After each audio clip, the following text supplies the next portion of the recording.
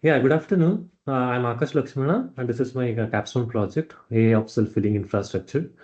In the next 15 minutes, I'll show you how I built a system that uses machine learning to autonomously detect, predict, and fix infrastructure failures in Kubernetes with zero human intervention.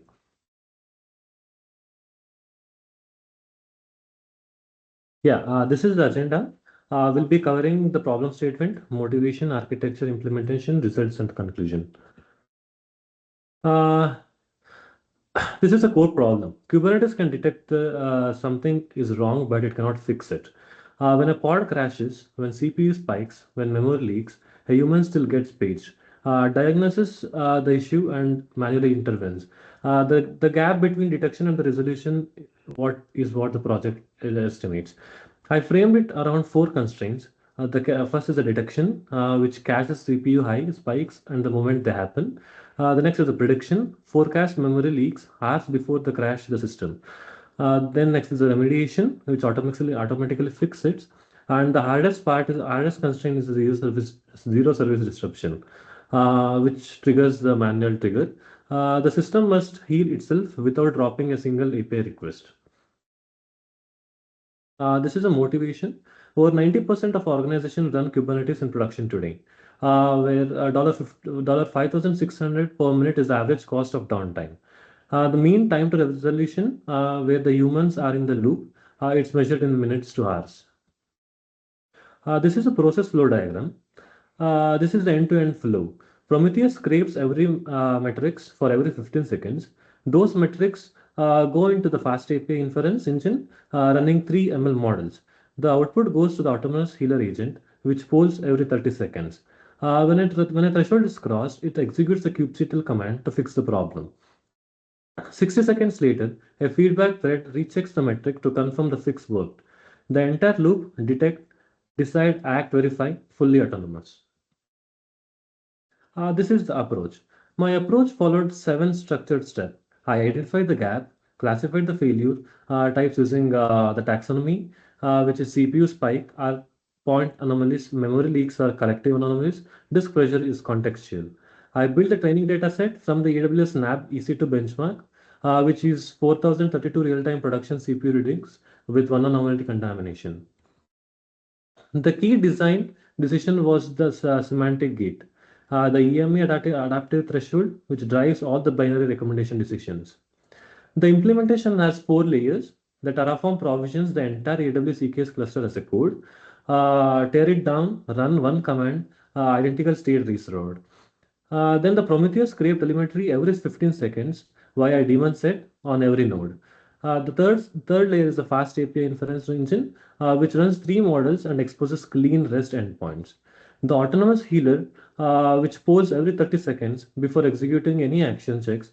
The five conditions are the metric value, anomaly ratio, failure type, cooldown state, and then when the target is restored, the target exists. This is a solution architecture. Seven components work together. Prometheus collects five custom metrics, including the adaptive threshold, heal effectiveness ratio. Fast API, a Docker slash API slash app.py, routes to three endpoints. One is live, one is CPU, one is disk.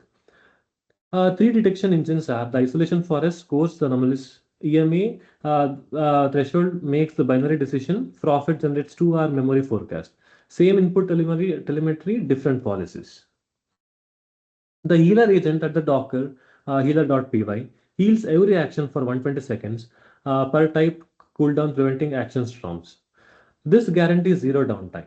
Rolling update strategy with max vulnerable set to zero and pod disruption budget. The healer can restart any deployment and no API request fails. The entire Grafana dashboard, which has 14 panels, is provisioned as a Kubernetes config map. No manual setup. Redeploy the cluster. The threshold dashboard comes as it is. These are the other design aspects. Three design principles, the RESTful APIs, the slash metric slash live, slash detect slash live, slash memory, slash disk, and the healer, which are all triggered at the same time for us to see the end results. Next, we'll go to the data collection. Data came from two sources: live telemetry. Prometheus for every 15 seconds collects all the data from the daemon sets. Three signal dimensions: CPU cores, memory bytes via C advisor plus percentage. Offline training: the AWS NAB EC2 benchmark, which has 4032 points over 14 days real-time production data. The chaos worker load generated reproducible faults, five CPU burner pods in synchronized 40-second bursts. Every 120 seconds, a memory leaker allocating 20 MB for every 5 seconds. Primary analysis metrics was the healing effectiveness ratio. Fraction of actions that resolved the target anomaly, tracked a live Prometheus gauge. I also measured detection latency targeting under 90 seconds for CPU and 2-hour productive horizon for memory. API availability was 100% across all healing events.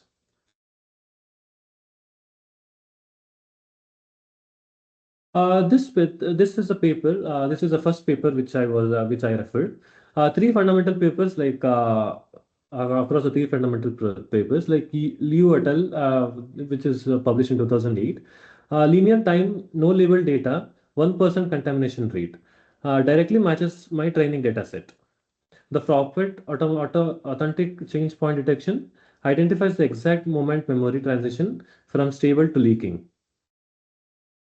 These surveyed 100 plus AIOps systems and found that across all of them, autonomous remediation is absent. That survey is a direct academic justification for what the project exists. This is the second paper. I choose EMA over simple moving average from this paper itself because EMA assigns exponentially more weight to recent observations. So the threshold tracks the actual current baseline rather than averaging over a window that may include a stale reading for a completely different operating timeline. The literature shows a progression, clear progression, static threshold in 2000s failed under regime changes. Uh, the first architecture that integrates detection, healing, execution, and post-heal verification into a single autonomous pipeline.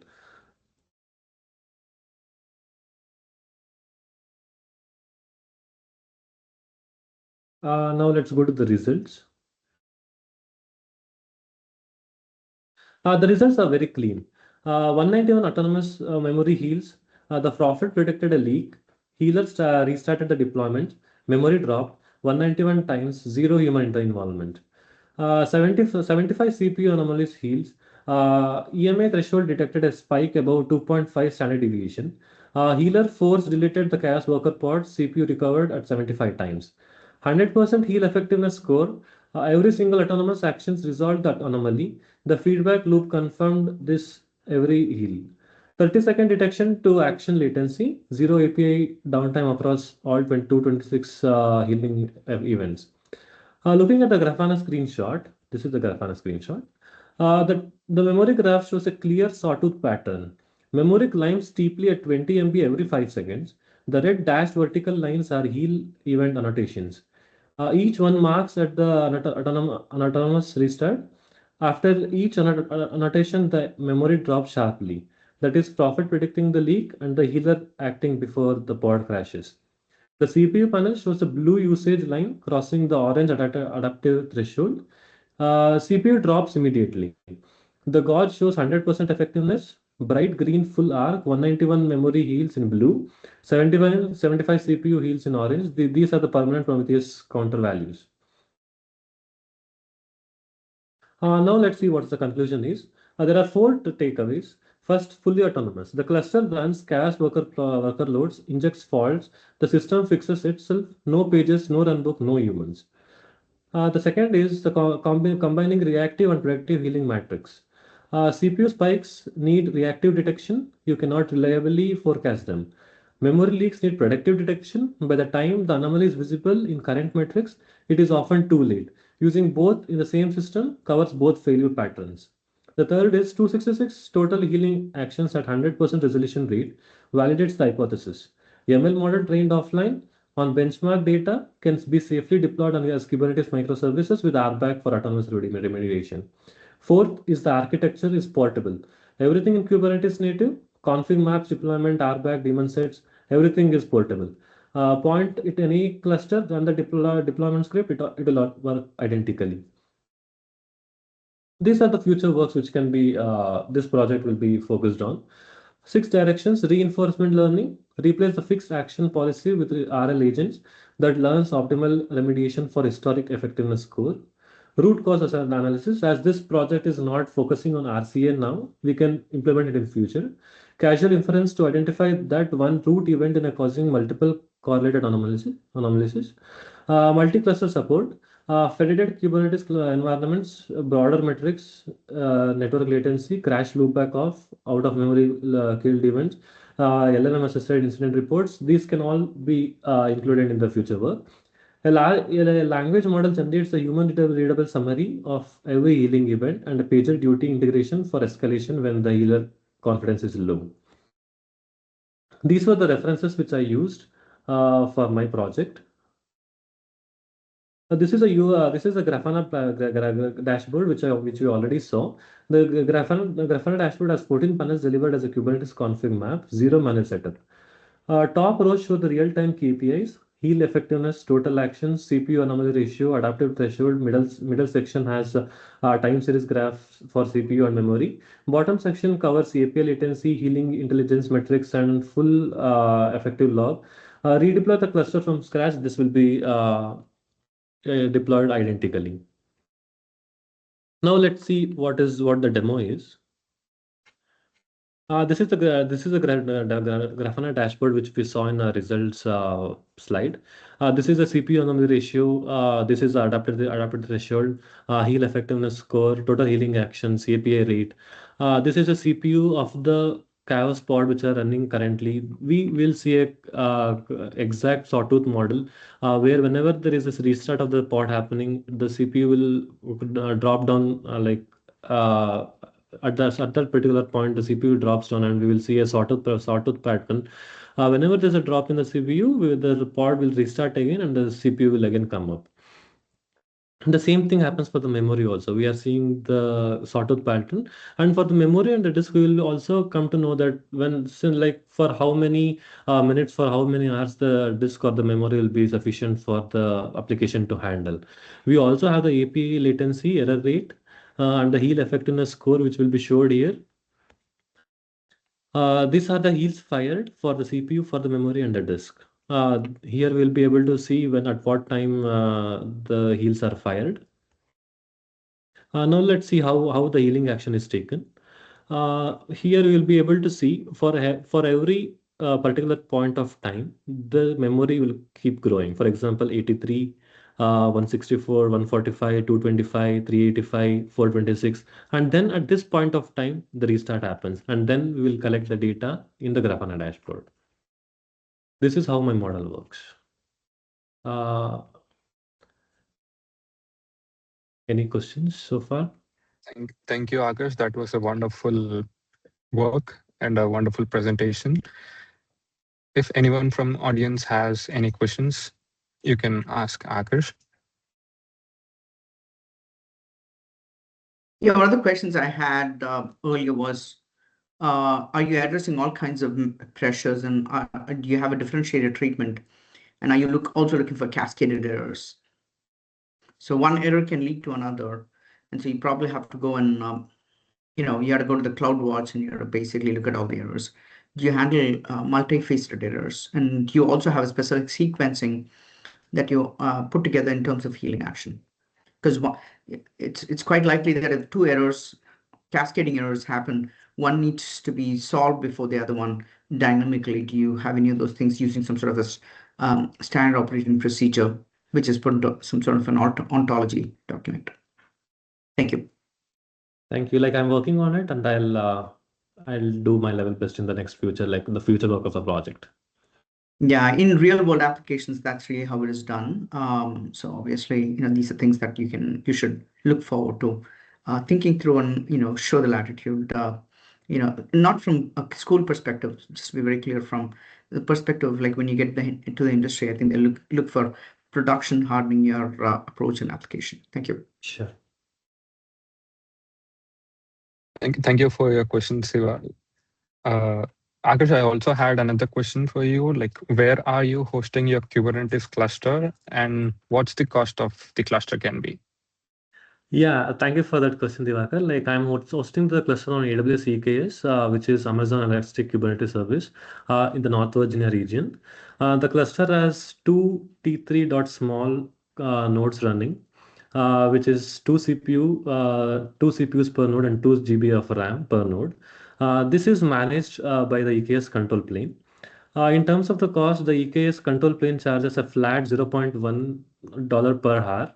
For each T3 dot small node, it's about 0.02 per hour. So this is for the free tier which we are using.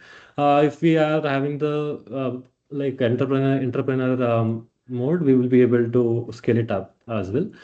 For the demo day, like I spin up the cluster at 2 p.m. and like for from there, I'm getting charged.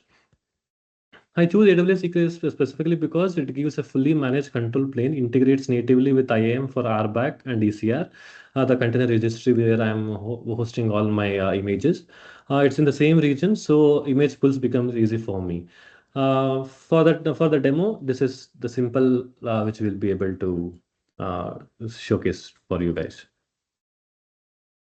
Thank you, Akash. That answers my question. I think we are done for the session.